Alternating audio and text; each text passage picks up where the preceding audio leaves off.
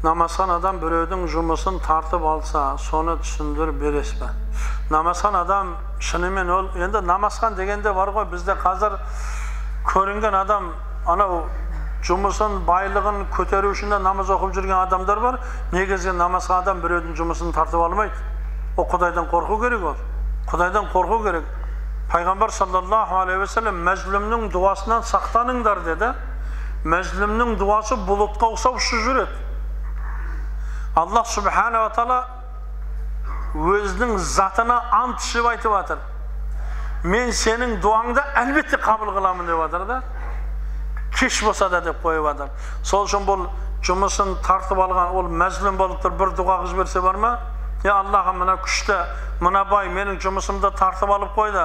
Аллахым бұның жазасын өзің бер десе ол оңдырмайды.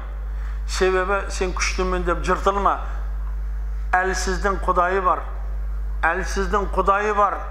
Ол әлбетте жазалаушы.